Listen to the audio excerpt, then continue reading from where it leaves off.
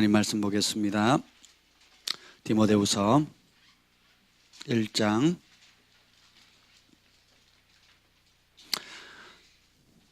디모데후서 1장 7절부터 14절 말씀입니다.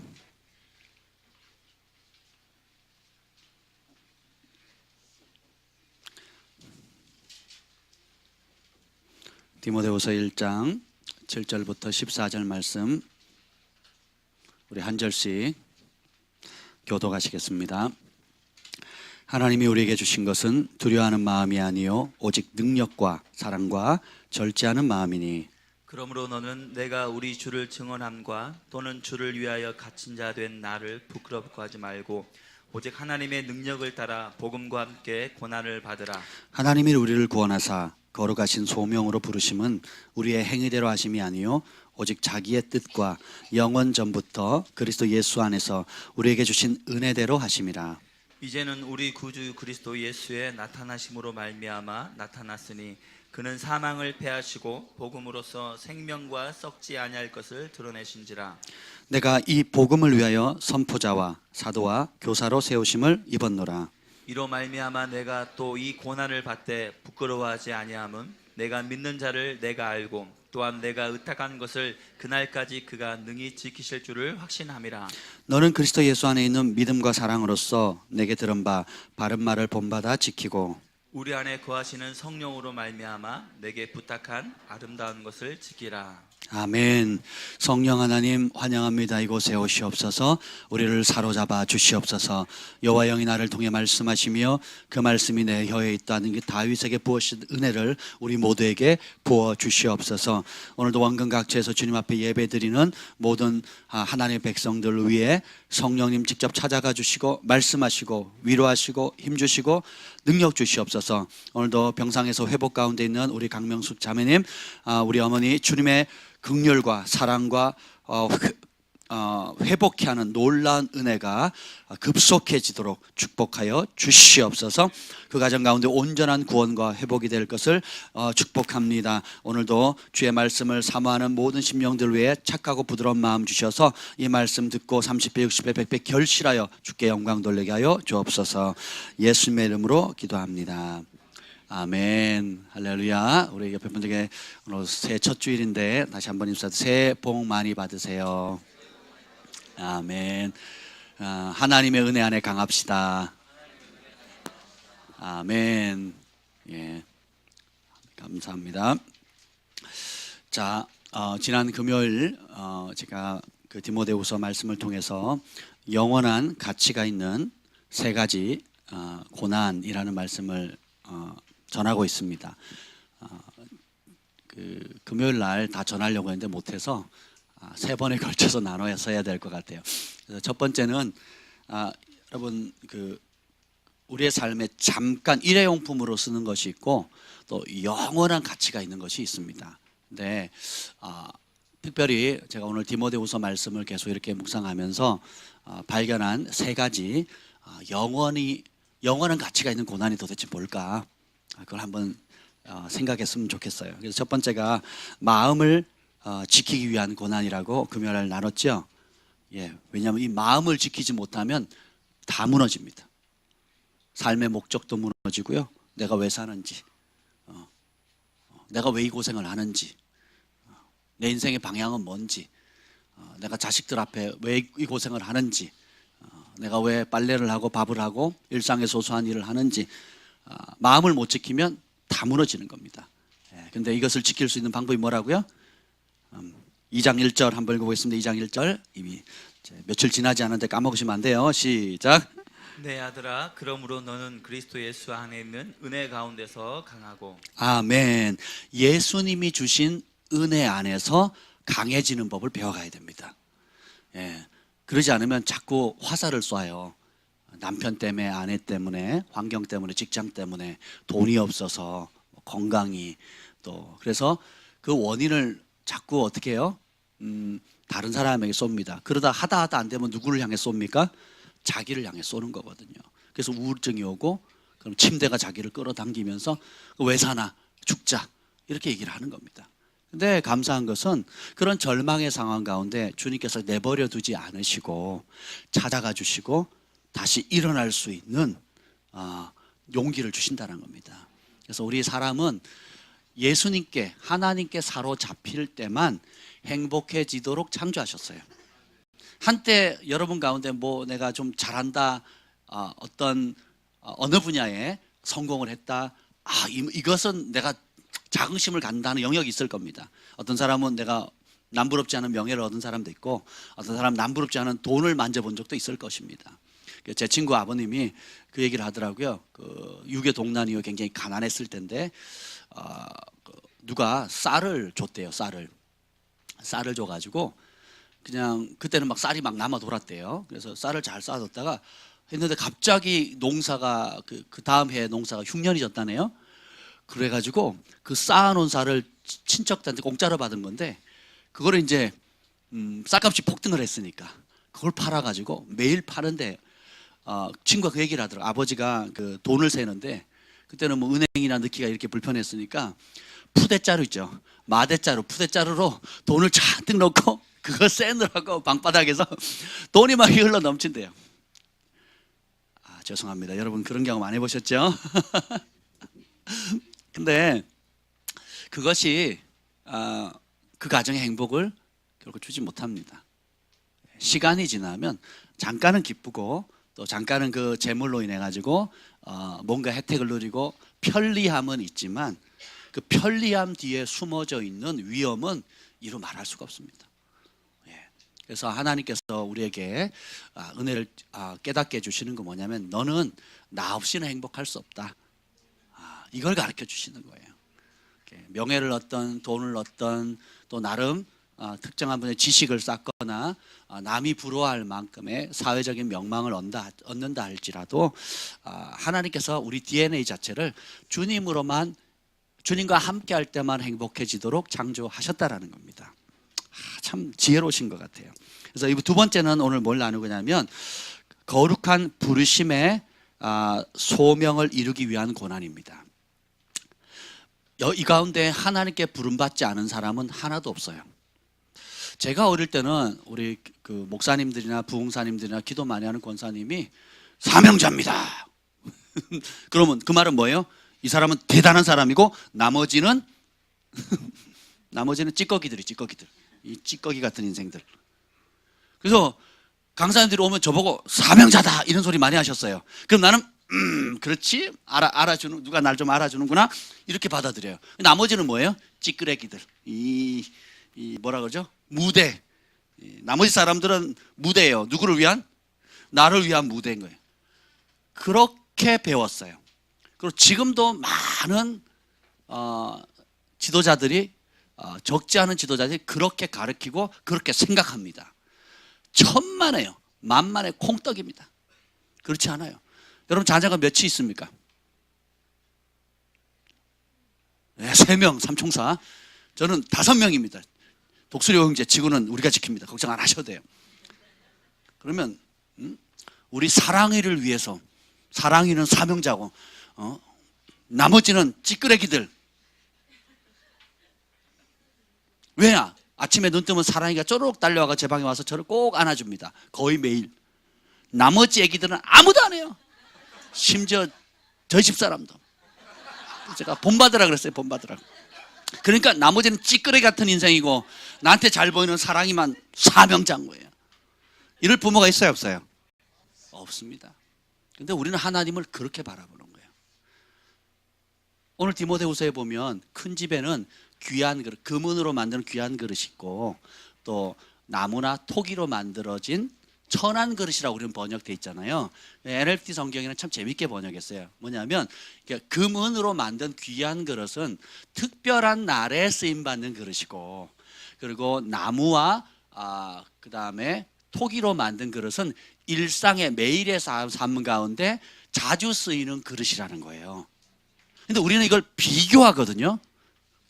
금그릇, 은그릇, 똥그릇 이렇게 된다면 이렇게 바라본단 말이에요. 그렇게 자신을 또 봅니다. 그리고 누가 조금 탁월하거나 칭찬을 받거나 인정을 받으면 저 사람은 금그릇이고 저 사람은 탁월하고 부르심도 크고 큰일 할 사람이고, 나는 누구도 안 알아주고 재능도 없고 못 배웠고 뭐 나도 나 자신에 대해서 실망하고, 우리 부모님도 늘 부모님한테 주변 사람한테 늘 니까짓 게 뭐 하겠어 라고 묵시에 그 뭐죠, 말은 하지 않지만 니까짓 게 뭘 할 수 있겠어 라는 게 그냥 자타가 공인된 삶을 사는 겁니다. 속임입니다. 우리 가운데 그 어느 누구도 하나님의 지고한 부르심을 받지 않은 사람이 없습니다. 그래서 여러분이 있는 특별한 부르심, 글쎄요, 예, 있습니다. 그 뭐예요? 그릇대로 쓰는 거예요. 여러분 집에 가면 그 찻잔, 비싼 찻잔 있죠. 본 차이나 또 뭐가 비싸나요? 하여튼 뭐 그 매일 씁니까? 안 쓰잖아요. 근데 여러분 종이컵 많이 쓰고 또 텀블러 매일 가지고 다니고 있고, 또 제가 아침마다 이제 내려먹는 컵이 있거든요. 커피 마실 때. 그 컵은 다른 컵보다 좀 커요. 커서 매일 씁니다. 그래서 먹자마자 바로 씻어놔요. 제가 그 컵을 좋아합니다. 그래서 그렇게 쓰임 받는 게 있고, 그런데 그 정말 귀한 비싼 찻잔은 1년에 몇 번 안 나와요. 누구 때문에? 귀한 손님 오면. 나도 쓰기가 아까워. 설교할 때도 조심스럽고. 예, 용도가 다른 거지 가치가 다른 게 아니에요. 용도가 다른 것이지 가치가 다른 게 아니라는 겁니다.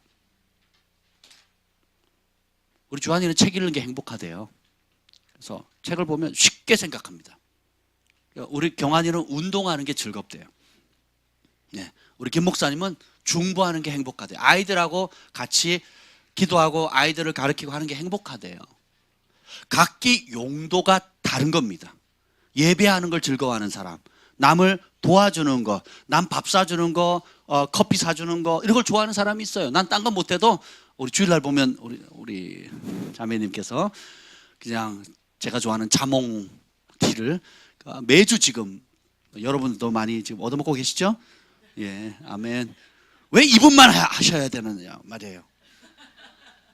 다 하실 수 있는데, 그죠? 그걸 즐거워하는 겁니다. 그 자리를 차지하셨어요. 예, 다른 사람이 하면 뭐 두 컵, 세 컵 먹으면 안 되니까 양보하는 것 뿐이죠. 여러분 다 하실 수 있는데, 그렇잖아요? 생각해 보세요. 그래서 여러분이 내가 남과 다른 특별한 부르심을 받았다는 생각 자체를 버리셔야 돼요. 그리고 저 사람이 나보다 은사가 있고 재능 있고 탁월하다 할지라도 저 사람이 나보다 더 특별하다는 사고방식 자체를 박살을 내셔야 됩니다. 내가 무슨 일을 하느냐, 무슨 큰 일을 하냐가 내 존재 가치가 매겨지는 게 아니라 하나님과 나와 어떤 관계에 있느냐에 무게중심을 두셔야 돼요. 그래서 교회 안에서도요, 사역단체나, 제가 여러 큰 사역단체나 연합단체나 또 이렇게 그런 단체 가면요, 그 함께 섬기는 동역자들이나 또 많은 스태프들이나 또 부교역자들 사이에 이 경쟁은요 살벌합니다. 그래서 교회니까 모함은 못하고, 교회니까 티냈고 시기를 못하잖아요. 그러니까 어떻게 해요? 교묘하게 조작합니다. 교묘하게 비교하고요, 교묘하게 저 사람 무너뜨리고 내가 올랐으려고, 저 사람 밟고 내가 올랐으려고. 제가 그렇게 한번 당하고 얼마나 마음 상했는지 몰라요. 몇 번 그런 일이 있어요. 근데 가는 곳마다 있어요. 왜 그러냐? 그렇게 세상의 영의 가정이나 학교에서는 비교하고 경쟁해서 적자생존, 약육강성해서 짓밟고 올라가든, 남이 어떻게든 내가 성공하면 되고 성공한 사람만 인정받아요. 근데 모든 진실한 관계는 그렇지 않습니다. 그래서 하나님 나라는 반대예요. 뭐냐? 하늘의 미랄이 땅에 떨어져서 썩어지는 겁니다. 그래서 어떻게 돼요? 나로 인해, 따라합시다. 나로 인해서 얼마나 많은 영혼들이 살아나는 거예요. 나로 인해서 얼마나 많은 사람들이 세워지느냐. 우리 부모가 자식을 키울 때의 보람이 무엇입니까? 기쁨이 무엇입니까? 엄마가 우리 아버지 세대는 초등학교, 중학교 나가기 어려웠어요. 대학 나왔다 그러면 대단했습니다. 그러니까 아버지가 초등학교밖에 안 나왔으니까 너는 학교 가지 마라. 이상하잖아요. 오히려 거꾸로죠. 내가 배우고 싶었는데 환경과 여건과 재정이 안 돼서 부모님의 형편이 안 돼서 못 배웠으니까 나는 한 맺혔다. 그러니까 너는 최선을 다해서 공부해라. 네가 하고 싶은 대로 뭐 유학을 가든 내가 힘 닿는 데까지 밀어줄게. 그러잖아요. 그러니까 우리 부모의 속성 자체가 뭐예요? 자식이 나보다 잘 되기를 원하거든요. 그래서 결국 자식이 잘 되는 게 누구의 영광이에요? 나의 영광이에요. 그렇죠? 똑같습니다. 그럼 부모의 실력은 자녀가 나보다 못됐으니 못하게 함으로 내가 영광 받는 게 아니고 자녀가 나보다 잘 되게 만듦으로 내가 영광을 받잖아요. 하나님의 몸된 교회가 이와 같다라는 겁니다. 생각을 바꾸셔야 돼요. 저희 교회가 등록 조건이 직분을 내려놓는 거라 그랬잖아요. 왜 그럴까요? 뭐 조그마한 교회에 뭐 이렇게 뻐길 게 있다고 교회 등록 조건 자체를 직분을 내려놓는 겁니다. 왜 그럴까요? 여러분이 하나님 앞에 동일하게 존귀하다는 걸 먼저 알리는 겁니다. 그리고 나무는 뭘로 알린다고요?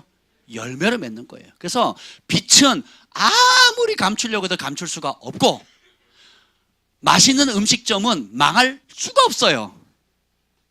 맛없는 음식점은 아무리 홍보를 하려고 해도 한번 밥 먹고 가면 다시 와요, 안 와요? 여러분이 맛은 어떻습니까? 여러분의 빛의 강도는 어떻습니까? 그래서 자신을 실제적으로 보라는 거예요. 그래서 저희가 앞으로도 이제 교회 안에서 이제 리더들을 이렇게 세워갈 건데 지명 안 해도 됩니다. 교회에서 공식적으로 안 세워도 돼요. 섬김의 은사가 있는 분은 그 자리에서 섬기는 게 즐거움을 합니다. 가르치는 은사가 있는 사람은 그냥 가르치는 게 즐거워요. 베푸는 데 은사가 있는 사람은 그냥 베푸는 담당하십시오. 구제 담당하시 않아도 그냥 따라서 그것 자체가 삶이다. 인격이다. 그래서 그 빛의 영향이 다른 빛보다 더 커지는 거예요. 남들보다 구제의 빛이 더 빛나는 사람이 있고 남들보다 섬김의 빛이 더 빛나는 사람이 있어요. 남들보다 중부하고 그죠? 남들보다 더 겸손하고 세워주고 격려해주고 바나바처럼 사람들을 일으켜주는. 그래서 결국은 예수님 믿기 전에는 자기를 위해 사는 삶, 자기한테 투자하는 삶, 그리고 자기만 행복하면 되는 삶으로 살다가 이제는 성령 받고 변화되어지면 어떻게 돼요? 따라서 나를 통해서 다른 사람이 행복해지는 거다. 네, 그걸 아셔야 됩니다. 그래서 저희 교회도 이제 우리 팀별이 세워져서 이제 조금씩 이제 리더들이 세워져 가고 있는데 내가 특별하다는 생각을 빨리 버리셔야 돼요. 그래서 우리 하나님 나라는 뭐예요? 우리 리더로 세워지면 세워질수록 여러분 뭘 생각하셔야 돼요? 나를 통해서 얼마나 많은 사람들이 세워질 것인가를 기대하셔야 돼요. 그래서 교회에서 권위를 주고 세운다라는 걸 믿으셔야 됩니다. 아멘. 그래서 화려한 무대에 나 혼자 서서 짜잔 슈퍼맨 이런 시대가 이건 성경이 아닙니다. 이건 하나님 뜻이 아니에요. 하나님 모든 자녀가 자기 부르심 안에서 찬란하게 빛을 발하기를 원하는 겁니다. 서로 시기하지 마세요. 축복하십시오. 네. 그리고 내가 세워지면 뭘 하겠다는 생각 자체를 버리세요. 지금 있는 그 자리가 여러분이 가장 빛나고 열매 맺는 자리예요. 예, 그러면 자연스럽게 사람들이 붙고 사람들이 내가 작게 얘기해도 크게 듣습니다. 작게 얘기해도 그게 삶의 영향력이거든요. 그리고 영적 권위가 자연스럽게 옵니다. 그래서 때가 되면 하나님께서 드러나게 세우는 사람이 있고 성숙하고 하나님 기뻐함에도 불구하고 여전히 감춰서 쓰시는 사람이 있다라는 거예요. 그래서 드러난 성공의 여부로 자신이나 남을 판단하는 것이 아니라 죽는 날까지 하나님과 나와의 관계가 어떠한가에 초점을 맞추셔야 돼요. 어떠한 관계를 가지고 있는가, 그 관계가 더 깊어지고 있는가, 멀어지고 있는가. 어제 제가 콜롬비아 7 청년들이 단체로 어느 날 1995년도에 교회 그 야유회 가기 전에 교회에서 기도하는데 성령이 임해가지고 막 방언이 터지고 주님이 단체로 지옥에 7명을 데려가고 단체로 그 다음에 천국 7명을 데려갔어요. 그 제가 그거를 이제 그 홈페이지를 우연히 알게 돼가지고 그 MP3로 영어를 다운로드 받아가지고 어제 밤늦게까지 듣다가 또 밤새 이제 자기 전에는 지옥 스토리를 들었어요. 지옥 스토리가 1시간 10분이에요. 영어로 이렇게 돼 있고 그 다음에 한글 스토리가 아니지 천국 이야기가 30분이에요.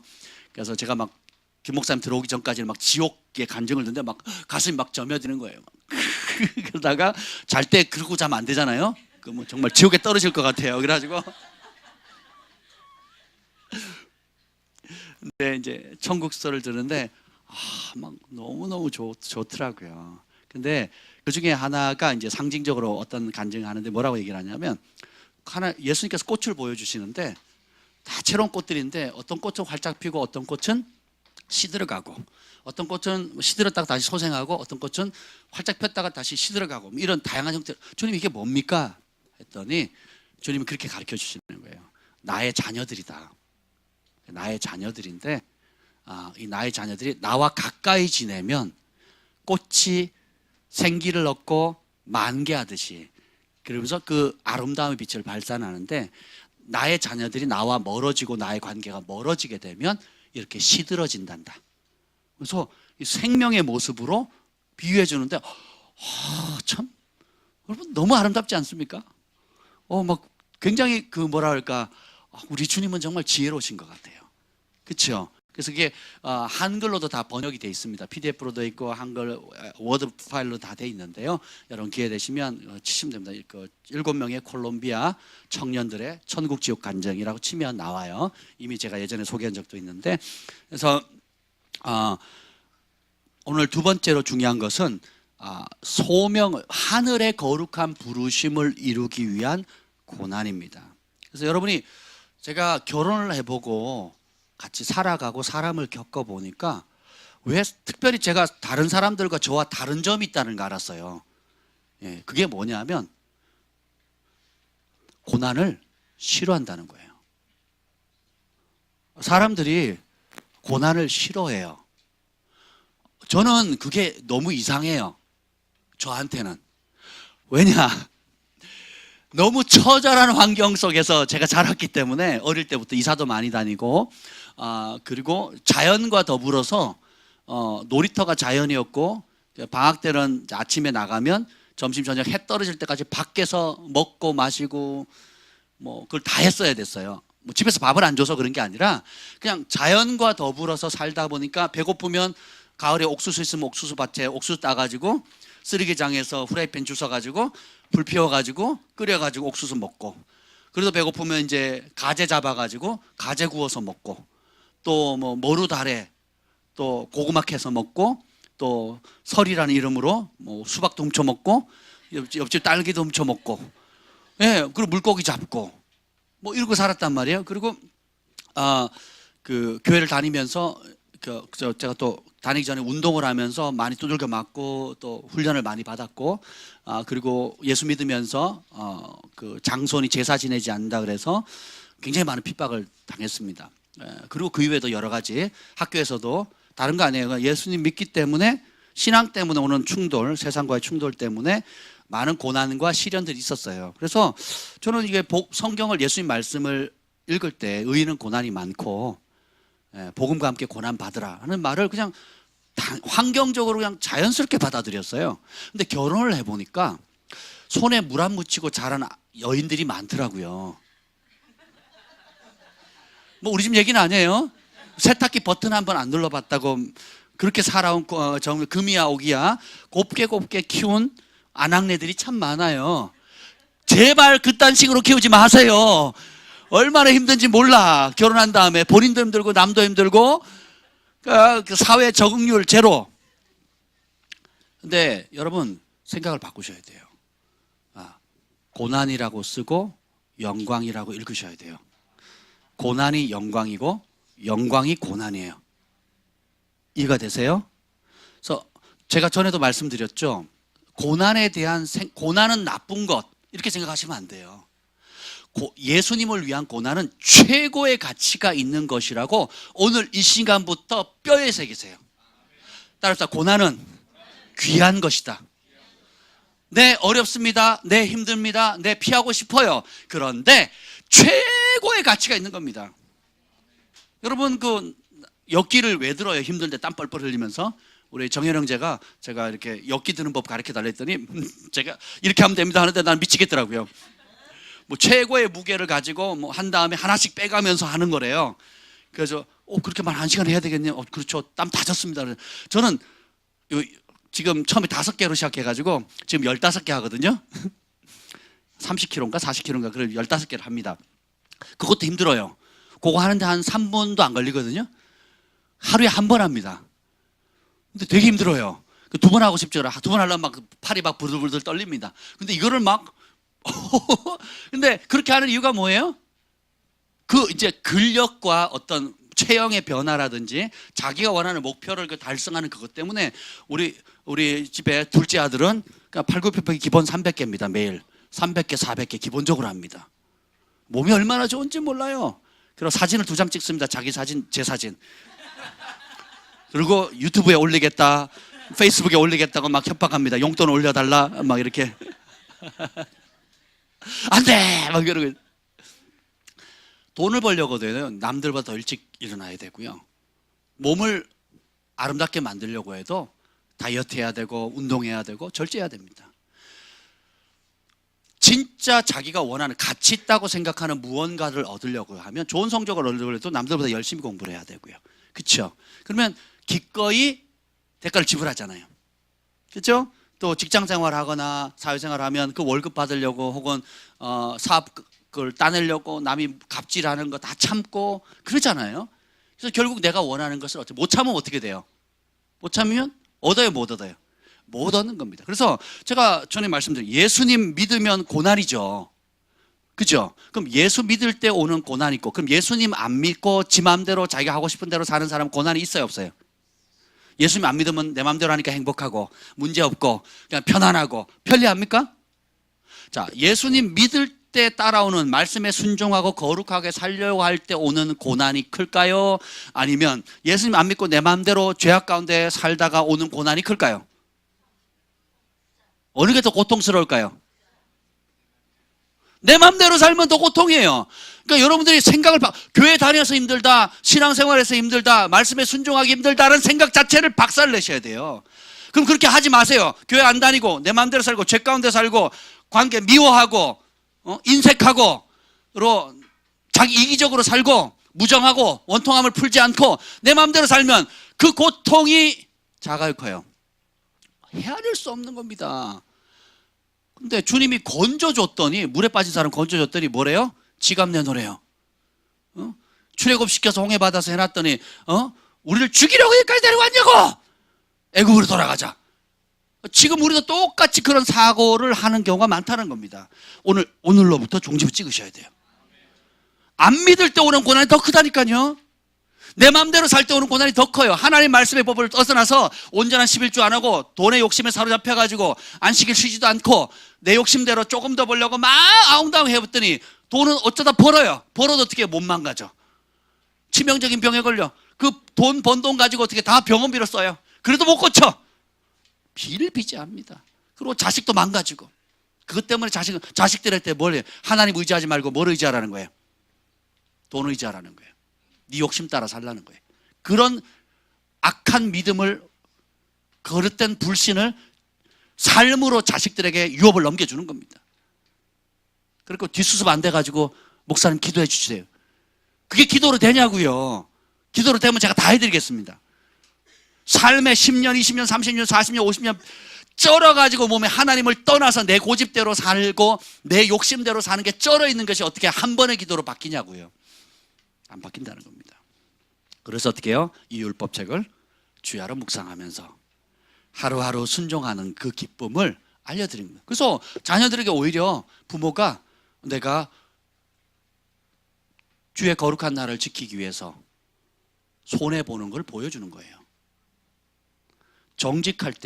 정직하면 손해보는 걸 보여줍니다. 그리고 그걸 격려해 주는 거예요. 그리고 당장은 손해보는 것 같은데 그 일로 인해 가지고 하나님이 석 달 후에 혹은 1년 뒤에 어떻게 응답 의로 갚아주시는지를 보게 하는 게 산 믿음의 유업을 주는 거예요. 아멘? 베푸는 삶, 쥐는 삶이 참, 제가 감사하는 게 우리 주한이 경화를 볼 때마다 베푸는 걸 참 즐거워해요. 누구한테 배웠을까요? 아이들에게 뭐 쌓아놓는 어떤 그런 건 없다 할지라도 하나님 기뻐하는 뜻에 순종할 때 부족함이 없는 겁니다. 선교사님 자녀인데 무슨 선교사님 무슨 돈이 있습니까? 근데요, 얼마 전에 일본 여행 갔다 왔거든요. 지금 대만에 가 있어요. 그리고 이번에 또 필리핀 선교 여행 간대요. 할렐루야. 그리고요, 걔가 남을 돕거나 또 다른 사람을 챙겨주거나 또 뭐 하나님 앞에 절기를 따라서 헌금하는 거나 하는 차원 자체가 어른들 뺨칩니다. 왜 그러냐면, 저는 돈 쓸 일이 없어요. 목사님, 저 돈 쓸 일이 없어요. 목사님, 뭐 필요하세요? 이럽니다. 아멘. 지금 보고 있지? 그래서 진짜 얘가 마음을 다해서 쏟아내요. 그리고 얼마나 감사를 표현하냐. 그러니까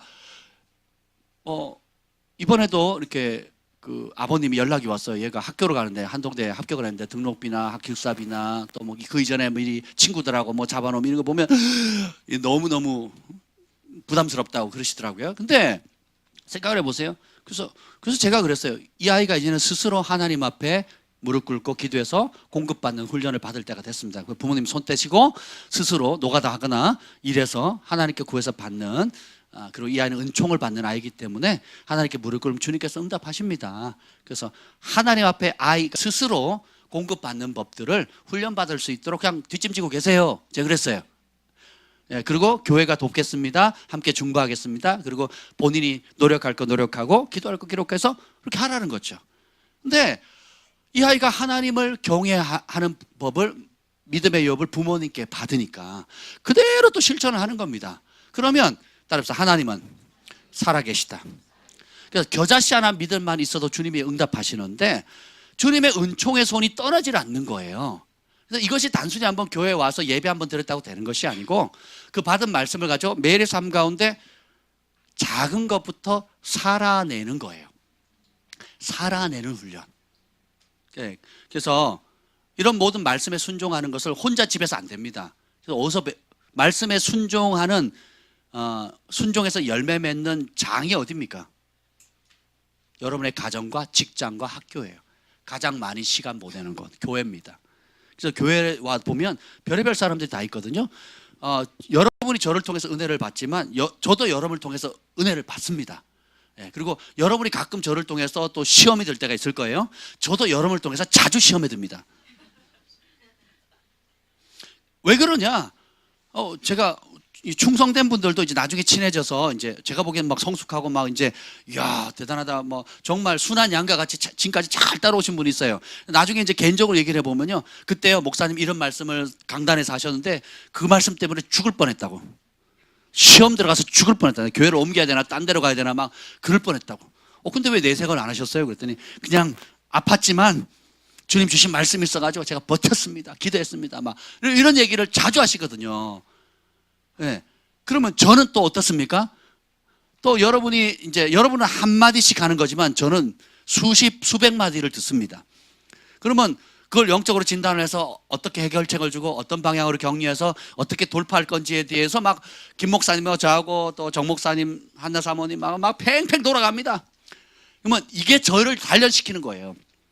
누가 찌르든 어떤 방법으로 공격을 하든 그걸 하나님 말씀으로 성령의 도우심을 받아서 이끌어갈 수 있는. 그래서 이것을 하나님의 몸된 교회 아닌 영적 가족에는 이 가족 안에서, 교회 안에서 서로 철이철을 날카롭게 함과 같이 훈련되어지고 배워가고 인내하고 참고 용납하고 때로는 그냥 묵묵히 기다려주는 거예요. 근데 제가 해보니까 제일 어려운 것 중에 하나가 뭔지 아세요? 기다리는 겁니다. 참 힘들어요. 제가 좀 성질이 급하잖아요. 모르셨어요? 좀 급하거든요. 저는 한다 그러면 바로 갑니다. 이미 그냥 딱 하면 그냥 몸이 먼저 가 있어요. 결정만 하면 그냥 그대로 갑니다. 근데 다 저 같지 않더라고요. 그리고 고난에 대해서도 가치 있다고 보는 사람들이 많지가 않아요. 대부분이 싫어. 왜 해야 돼? 싫어요. 안 해요. 피해가고 싶어요. 그리고 그래서 오늘 디모데후서에 보면 그 2장에 보면 되게 이렇게 2장 25절에 보면 거역하는 자를 온유함으로 훈계할지니 이렇게 나옵니다. 이게 뭐냐면 영어 성경에는 친절하게 대해래요. 누구에게? 까다로운 사람에게. 까다로운 사람에게 친절히 대하래요. 우리는 까다로운 사람 오면 안 왔으면 좋겠어. 친절은 고사하고 안 왔으면 좋겠어요. 이게 우리의 이기적인 모습이라는 겁니다. 그렇죠? 그래서 좀 그럴싸하고 같이 지내면 나도 폼도 나고 이 사람 때문에 내가 좀 빛날 수 있는 사람, 아니면 그건 둘째 치고 그냥 내 말이라도 좀 잘 듣는 순한 사람만 왔으면, 순한 양들만 왔으면 좋겠다. 그냥 그랬으면 좋겠다. 그러잖아요. 안 그렇습니까? 예, 그런 생각 자체를 바꾸셔야 돼요. 따라합시다. 그래서 내가 있다. 그래서 은혜를 주셨다. 이걸 믿으셔야 됩니다. 그래서 고난의 생각 자체를 바꾸셔야 돼요. 고난이라 쓰고 뭐라고 읽어요? 영광이다. 영광이라고 쓰고 영광 이꼬는 뭐예요? 고난이다. 그래서 고난과 영광은 같은 말이다. 여기 분위기 좋아요. 이게 벌써 제 설교를 다 하시네요. 그래서 굉장히 중요하십니다. 그래서 우리 정체성 자체를 바꾸셔야 되는데, 보면 여기 하나님께서 우리를 거룩한 소명으로 부르셨대요. 사명자, 신학교 다니는 사람, 목회자, 선교사님들 이런 분을 얘기하는 게 아니에요. 우리 모든 구원받은 하나님의 백성들은 하늘의 거룩한 부르심을 받았다는 거예요. 너는 택한 족속이요 왕 같은 제사장이며 거룩한. 그러니까 우리 모든 예수님을 믿는 사람은 왕이고 제사장입니다. 아멘. 그래서 사업의 현장에서 왕과 제사장으로 사역하는 사람, 교육의 현장에서 왕과 제사장으로 사역하는 사람, 그죠? 그리고 문화계, 예술계, 미디어 영역에, 정치계, 경제계 이런 영역에서 왕과 제사장으로 사역하는 사람, 그리고 교회 안에는 이 종교 단체 안에서 왕과 제사장으로 사역하는 사람이지, 무엇이 더 뛰어나다고 생각하는 것 발상 자체를 없애셔야 됩니다. 저는 그렇게 배우지 않았어요. 이 중에 누가 제일 존경받는다고요? 누가 하나님 제일 귀하게 여기실 것 같아요? 목사님 되셔야죠. 목사님. 왜 사업을 하셔가지고 세상의 영에 시험 받으면서 사냐고 이렇게 배웠거든요. 그게 아닙니다. 다니엘처럼 되고 싶죠? 요셉처럼 되고 싶죠? 다윗처럼 되고 싶죠? 아멘. 아브라함처럼 되고 싶죠? 자, 그 중에 목사님 손 들어보세요. 그 중에 선교사님 손 들어보세요. 빨리. 성경 우리가 믿는다 그러면서 성경을 너무 몰라요. 그게 뭐예요? 종교의 영입니다. 저도 이거 깨는데 쉽지가 않았어요. 종교의 영 빨리 박살내셔야 됩니다. 빨리 박살내셔야 돼요. 또 뒤집어 놓으면 뭐예요? 지금 내가 있는 삶의 현장에 내가 예수님의 이름을 드러낼 수 있는 하나님의 대사다. 하나님이 나를 그곳에 파송하셨다. 가정의 영역에, 일터의 영역에, 학교나 어디를 가든 내가 밟는 땅, 그 밟는 땅을 주님 주신다 그랬잖아요.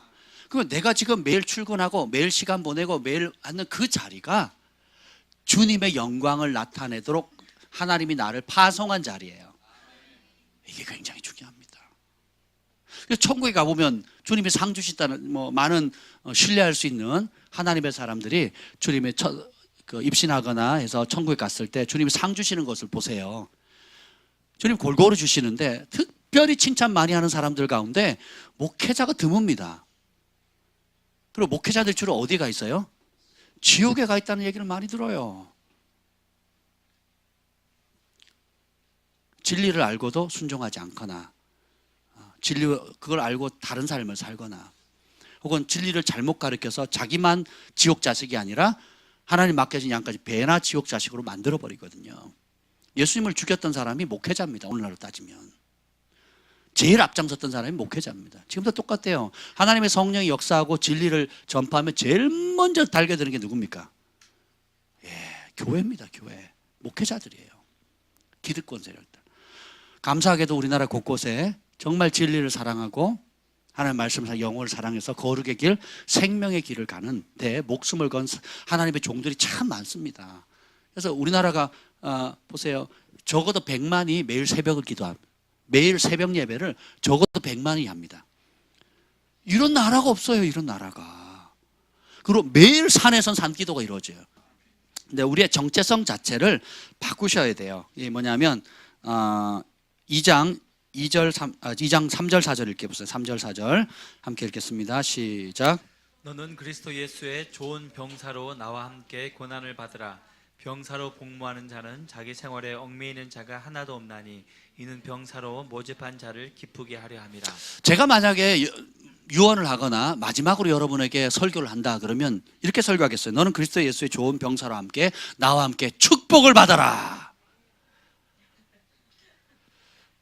내 영혼이 잘됨과 같이 범사가 잘 되고 손대는 일마다 잘 되고 머리가 되고 꼬리가 되지 않고 짖지 않은 집에 살고 무슨 독을 마실지 알아 해를 받지 않고 복 받아라 라고 하고 싶어요. 근데 바울이 모든 초자연적인 능력, 다메섹 산상의 주님을 만나서 변화되어지고 앞치마나 수건만 닿아도 막 병자가 낫고 귀신이 떠나가고 죽은 자가 살아나고 살아있는 사람을 막 신이다고 막 숭배할 정도로 막 어마어마한 권능과 왕 앞에도 서보고 감옥에도 가보고 뭐 여러 초자연적인 경험을 다 해본 결과 마지막으로 맺는 결론이 뭐예요?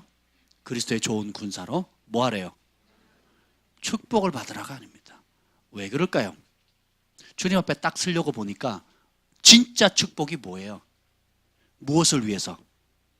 예수님 때문에 고난받는 거, 영혼 살리려고 복음을 전하다가, 그리고 진리대로 살다가, 거룩한 길 가려다가, 정직하게 살려다가, 의로운 길 가려다가, 하나님 내게 부르신 그 부르심을 쫓아가려다 보는 그 고난을 받는 게 최고의 영광이라는 걸 깨달은 겁니다. 처음에 제가 은혜 받았을 때는 방언하면 최고인 줄 알았어요. 그러다가 예언하면 더 좋네? 라고 생각해요. 치유의 권능이 더 좋네? 그리고 지혜가 좋네? 그러다가 맞아. 수만 명, 수천 명 앞에 복음을 전하는 복음 전파자가 영혼을 구원해야 되겠네? 우와! 그래서 봤더니 제가 뭘 좋아하나 이렇게 봤더니 화려한 거, 사람에게 칭찬받는 거, 드러나는 거, 뭔가 이렇게 임팩트가 있는 거 있잖아요. 짠하게 만들 수 있는 뭐, 그리고 뭐 이렇게 하나님도 영광 받으시고 나도 한 자리 차지할 수 있는. 근데 이 바울이 이 디모데 후서는 내가 죽을 때 다 됐다고 얘기를 하거든요. 주님이 나 어떻게 죽는지 알려주셨다. 내가 관제와 같이 하나님 앞에 산 제물을 지금 바쳐질 때가 됐고, 근데 뭐래? 나의 달려갈 길 다 마쳤다.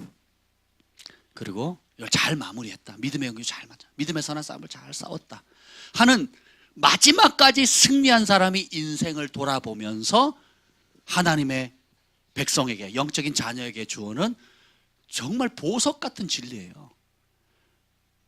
바울이 뭐 이상한 성격이라고 나는 고난받는 게 좋으니까 너도 고난받아라 이랬겠냐고요. 한번 생각해 보세요. 제가 신앙의 일대로 불신 가정에서 고난을 많이 받았습니다. 핍박을 많이 받았어요. 그러면서 하는 말이, 경환아 너도 그런 고난을 실컷 받아라. 주하나 너는 꽃배기로 받아라. 사랑아 너는 사랑이 많으니까 1000배로 받아라. 이럴 부모가 있겠냐고요. 그런데 이건 세상의 관점이에요. 하나님 앞에 의로운 재판장이신, 영원한 상급을 주신 그분 앞에 설 것을 딱 생각하니까 어떻게 보여요? 그것만큼 가치 있는 게 없는 겁니다. 나와 복음을 위해서 고난받으면 이 땅에서 고난을 받되 100배의 축복을 받고 내세의 영생을 얻지 못할 자가 없느니라. 그래서 복음을 위한 고난은 영생하고 직결되어 있어요. 근데 복음을 위한 고난을 피하면 그게 뭐예요? 주님을 부인하는 겁니다. 주님을 부인하면 주도 부인하신다고 나와 있어요. 2장 12절 읽겠습니다. 2장 12절 시작. 참으면 또한 함께 왕 노릇할 것이요 우리가 주를 부인하면 주도 우리를 부인하실 것이라. 복음서에도 예수님이 너희가 나를 사람 앞에 시인하면 나도 하나님과 천사들 앞에서 시인할 거고, 나를 부인하면 누구 앞에서 부인하면? 아니 누구 앞에서 부인하면? 사람 앞에서. 여러분 사람 앞에서 얼마나 부인합니까? 친척들 앞에서, 제삿날, 또 뭐 직장 생활 회식날, 그죠? 얼마나 많이 부인하는지 몰라요. 여러분 부인 안 하는지 모르시겠지만 부인 많이 합니다. 체면 때문에, 분위기 깰까봐, 또 저 상사가 나를 어떻게, 진급에 뭐가 어려울까봐, 이걸 알면 내가 손해볼까봐. 뭐예요? 주님이 부인할 때는 주님이 용납하지 않습니다. 그건 부인은 누가 선택해요? 제 부인을 제가 선택했거든요. 예수님을 시인하는 삶, 인정하는 삶을 누가 선택해요? 또 그걸 거부하고 사람 체면이나 사람 눈치나 혹은 내가 손해 안 보려고 내 이익을 따라 선택하는 것도 누가 선택하는 거예요? 근데 이 선택이 주님의 보좌, 백보좌 앞에 섰을 때에 어떻게 된다고요? 내가 사람 앞에 주님을 시인하지 않으면 주님도 천사들과 하나님 앞에 시인하지 않겠대요. 부인하면 부인하신다는 거예요. 근데 그런 어떤 상황에서도 주님을 인정하면 주님도 어떻게 해요? 천사들과 사람 앞에서 내가 이 사람을 위해서 피 흘려 죽었습니다라고 인정한다는 거예요. 나의 것입니다. 나의 친구입니다. 나의 신부입니다라고 하나님 앞에 인정한다는 거예요. 여러분이 그냥 자꾸 사형리나 어떤 교리적으로 여러분들이 동의하는 거에 예수님이 내 인생의 주님입니까? 아멘. 천국을 주심을 믿습니까? 아멘. 동의하는 게 주님을 인정하는 게 아니에요. 동의하면 그 사형리와 올바른 교리, 정말 100% 올바른 교리에 동의하면서도 예수님을 부인하는 삶을 얼마든지 살 수 있습니다. 직장에서, 일터에서, 가정에서, 친구들 만날 때. 교회는 다니고 예수님이 주인이라는 걸 입으로 믿고 동의를 하고 믿는다고는 하는데 삶으로, 말로, 행동으로 다 부인하는 삶을 사는 거예요. 왜? 고난받기 싫으니까. 체면 구기기 싫으니까. 손해볼까 봐. 승진 안 되면 안 되니까. 또 친척들이 어떻게 볼까 봐. 선교사님들도 그런 분들 꽤 있습니다. 아버지가 불신자니까 아버지의 기에 눌려가지고 제사를 본인은 절은 안 할지라도 그 제사를 못 지낸다는 말을 못 하는 거예요. 목사님들도, 선교사님들도. 그런 사람들이 있다니까요. 왜냐하면 그 가치를 모르니까 그런 겁니다. 남은 살리는데 내가 우리 아버지와의 영적인 충돌을 맞서서 이길 힘이 없는 거예요. 왜? 영적으로 소울타이가 돼 있어가지고 내 아버지, 육신의 아버지가 영원히 아버지인 거예요. 그게 하나님보다 더 큰 권위를 가지고 있는 겁니다. 오해하지 마세요. 부모님 공경해야 됩니다. 근데 그 부모님이 하나님의 법을 어기라고 하고 우상에 절하라고 하는데 부모님의 권위를 하나님의 권위보다 더 크게 생각하는 거예요. 제 정신이 아닌 겁니다. 근데 이런 길이 비일비재. 근데 그게 주님을 부인하고 있다는 사실조차도 몰라요. 그냥 내 믿음이 약하니까 그런 거지 뭐. 또 이 정도는 서로 화목하라 그랬으니까 가정의 평화를 위해서 그렇게 하는 거지 뭐라고 넘어가는 거죠. 그래서 주님이 멸망의 길은 넓고 편해서 찾는 이가 많지만 생명의 길은 좁고 협착해서 찾는 이가 적다 그랬거든요. 여러분 정신 바짝 차리셔야 돼요. 저의 사명은 여러분을 천국으로 이끄는 거고, 그리고 이 땅에 여러분의 주신 하나님의 그 부르심을 온전히 이루도록 도와드리는 거예요. 아멘. 거룩한 길 가도록 도와주는 것입니다. 그래서 그리스도의 좋은 군사로 복음과 함께 고난받아라. 할렐루야. 고난 받으십시오. 아멘 하셨어요? 고난 받으세요? 고난 받으십시오. 복음과 함께 고난을 받으십시오. 내 죄 때문에 내 잘못으로 인한 고난이 아니라 이제는 그건 끝났습니다. 예수의 말씀 때문에, 그분의 부르심 때문에, 그분의 뜻을 이루기 위해서 말씀을 지키기 위한 고난을 받으세요. 그것이 영광입니다. 고난이 행복이에요. 고난이 영광입니다.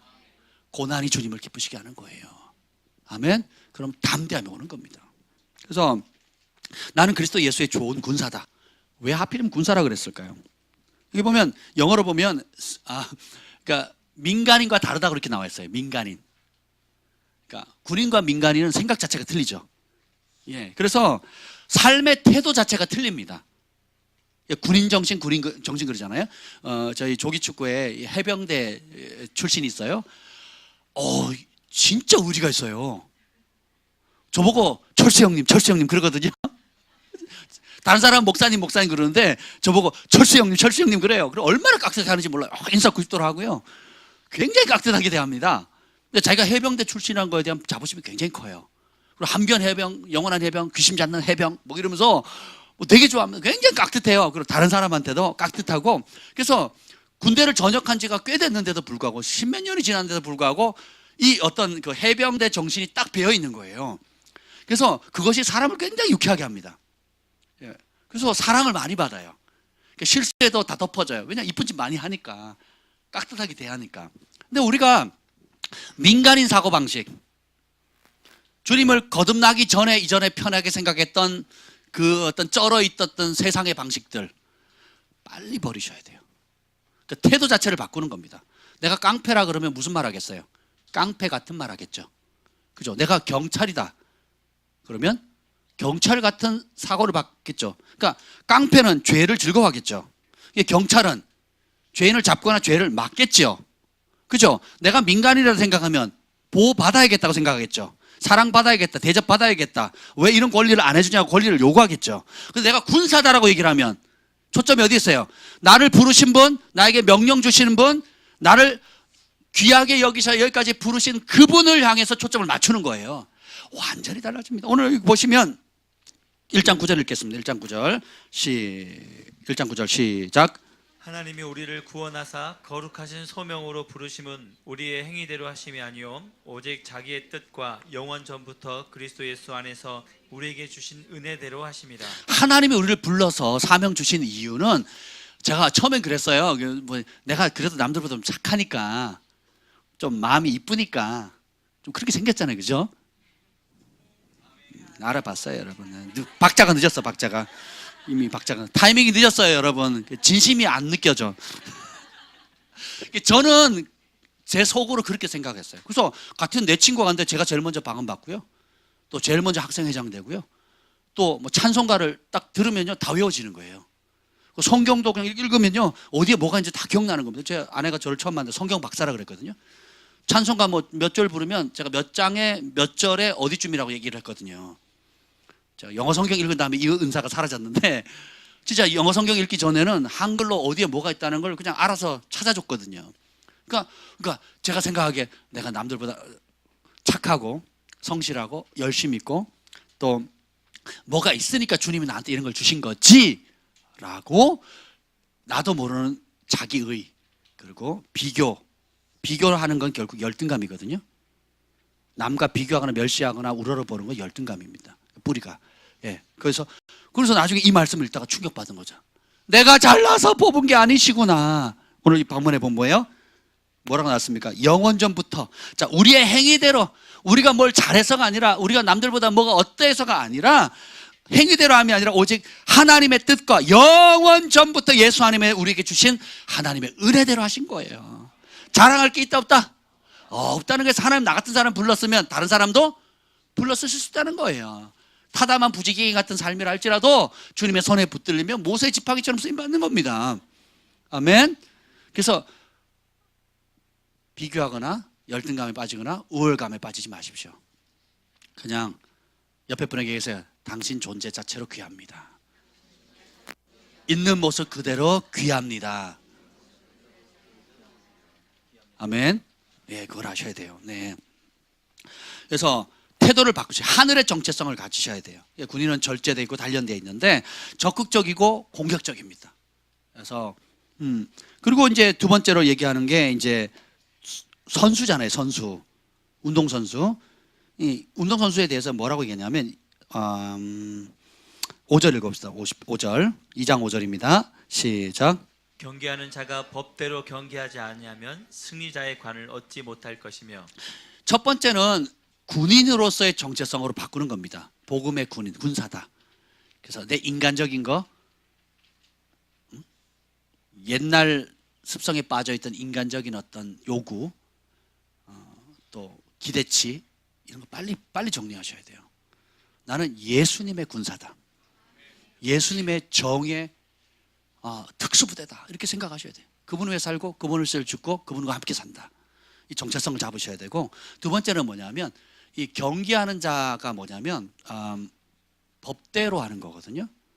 그래서 저도 이제 운동을 해봤지만, 전국체전 이렇게 해봤지만, 이 심판이 판정을 잘못하거나 혹은 선수가 이겼다 할지라도 나중에라도 이게 법대로 불법을 행했다거나 아니면 그 룰을 어기면 메달이 박탈당합니다. 박태환 선수가 그랬죠. 그래서 몇 년치 메달이 다 그냥 날아가 버렸잖아요. 그리고 본인에게는 수치가 임하고 다시 회복돼서 지금 잘 하고 있지만 그건 감사한데, 한번 생각해 보세요. 우리가 내식으로 신앙생활하면 이후에 주님 앞에 설 때 승리의 관을 쓸 수가 없습니다. 내 방식대로, 내 인간적으로, 내가 원하는 대로, 내가 배웠던 대로, 내 고집대로, 내 생각대로 하면 상급을 못 받아요. 상급은 고사하고 과연 천국에 이를 수 있을까? 위험합니다. 그래서 어떻게 해요? 경계하는 자는 룰대로 해야 되는 거예요. 우리의 룰은 뭡니까? 하나님의 말씀. 특별히 예수님께서 가르쳐 주신 그 말씀을 따라 생각하고 말하고 행동해야 되는 거예요. 이게 굉장히 중요합니다. 그러니까 기준이 달라. 대한민국 헌법이 여러분의 신앙의 기준이 아니에요. 예. 직장에는 직장 윤리가 있고 가정에는 가문에 흐르는 보이지 않는 룰들이 있어요. 그렇죠?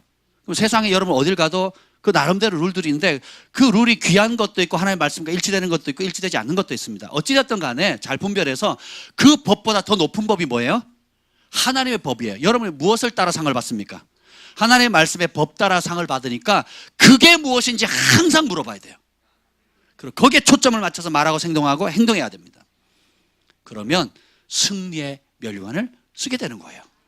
그거 안 되면 열심히 시간하고 막 울면서 기도해도 응답은 적어요. 고집 부리면 해도 응답이 적습니다. 근데 어떤 사람은 별로 그런 감정의 기복이 없는데도 불구하고 돌아보면 열매가 있고 하나님의 은총의 손길이 떠나지 않는 사람이 있어요. 왜 그럴까요? 법대로 하거든요. 예, 법대로 하면 됩니다. 아멘. 제가 축구를 좋아하니까 이렇게 처음에 이제 새로 이제 사면 자기가 공을 좀 찬다는 거 알리기 위해서 열심히 뜁니다. 막 어떻게 뛰냐? 공격도 갔다가 수비도 왔다가 뭐 왼쪽으로 갔다가 오른쪽으로 갔다가 막 운동장 전체를 막 다 뜁니다. 그리고 가만히 내버려 두거든요. 그렇게 하면 알아 누워요. 한 일주일 안 나옵니다. 근데 이 축구의 원리나 이게 공을 컨트롤하는 원리를 알거나 팀 전체의 전략을 알면 그렇게 안 하죠. 일단 자기 위치가 뭔지를 알고 그 위치에서 움직입니다. 공 따라 다니는 것이 아니고 그 어떤 승리할 수 있는 서로 팀워크나 패스하거나 전체 전략에 맞춰서 그걸 이해하는 폭이 넓어질수록 안정감이 있어지거든요. 기성용 선수가 그걸 잘합니다. 전체 팀 전체의 허리에서 균형을 다 잡아주거든요. 신앙생활도 마찬가지. 처음에 모르면 내 열심으로 막 갑니다. 와, 막 불 다 태울 것 같아. 근처 가면 다 태울 것 같아. 막 꼭 필요해요. 근데 이제 조금 더 절하갈수록 이제는 뭐예요? 하나님의 말씀의 법이 뭔지를 알기 시작하면 어떻게 돼요? 에너지를 덜 들이고도 효율을 높일 수가 있는 거예요. 근데 모르면 그 법을 말씀의 법을 모르면 어떻게 돼요? 열심히 하는데 얻는 건 조금이거나 아니면 엉뚱한 데 가 있거나 그걸로 해서 마음 상해 버리는 거예요. 이해가 되시죠? 그래서 영적 지도자들의 지도를 받는 게 중요하고 자문을 구하는 게 중요하고 무엇보다도 여러분이 가지고 있는 이 성경 하나님의 말씀을 여러분이 개인적으로 사랑하는 거예요. 제가 죽는 날까지 설교해도 말씀 다 못 가르칩니다. 그래서 주님이 성경책을 여러분이 주셨잖아요. 그죠? 누가 읽으라고? 누가 순종하라고? 그래서 성령께서 여러분 안에 계신 성령께서 여러분이 읽을 때에 의지하면 가르쳐 주시거든요. 어렵지 않습니다. 예, 어려운 거는 정 목사님한테 물으면 다 알려주실 거예요. 그러니까 그런 구절은 극히 드물고 그냥 여러분들이 그냥 어린아이처럼 읽고 순종하시면 돼요. 아멘. 그러면 여러분이 하나님, 살아계신 하나님을 경험하게 되고 진리의 길로 가게 됩니다. 잘못된 거, 이단 이런 거 신경 쓸 필요도 없어요. 그냥 진짜를 바라보고 달려가면 돼요. 그 말씀을 여러분이 읽고 묵상한 그대로 순종을 하게 되면 주님께서 장래 백보자 앞에서 상을 주실 뿐만 아니라 하루하루 순종하는 그대로 하나님이 살아계시고 응답하시기 때문에 은총이 함께하는 걸 맛보게 된다니까요. 예, 그만하게 신앙생활 하는 겁니다. 예, 여러분이 아침에 일찍 일어나서 일터 가서 일하는 것도 월말 되면 월급 받는 그 기쁨 때문에 일을 하잖아요. 또 우리 아이들 알바 보니 뭐 밤에 일하는 거, 밤에 뭐죠? 짐 올랐다 내렸다 하는 거, 그 일을 왜 합니까? 돈 주니까, 그러니까 가치가 되니까 밤새서 그 일을 하는 겁니다. 밤새서 일하는 게 쉬워요, 어려워요? 힘들어요, 편해요? 해요. 왜? 돈 되니까, 가치가 있다고 생각하니까. 근데 그건 잠깐 쓰면 또 끝나거든요. 근데 우리가 하나님의 말씀을 따르고 예수님 말씀을 순종하면서 영혼을 살리기 위해서 거룩의 길, 생명의 길, 주님께 주신 부르심의 길을 갈 때 오는 고난이 있거든요. 그런 가치도 있을 뿐만 아니라 잘 견디고 기쁨으로 순종하면 영원한 하나님 상급이 있다는 겁니다. 따라서 하나님이 나를 부르셨습니다. 믿으세요. 군사로 부르셨고, 그리고 운동선수로 부르셨는데 법대로 하라는 거. 마지막에 농부는 뭐냐면 농부가 땀 흘려 수고했으니까 마지막에 추수할 때 제일 먼저 추수하는 기쁨을 누린다는 거예요. 그래서 여러분들이 이 일을 하늘의 부르심, 군사로서의 그 부르심과 그리고 법대로 경기를 잘해서 날마다 최선을 다하는 삶을 살게 되면 제일 먼저 칭찬받고 제일 먼저 그 상급을 받는다는 거예요.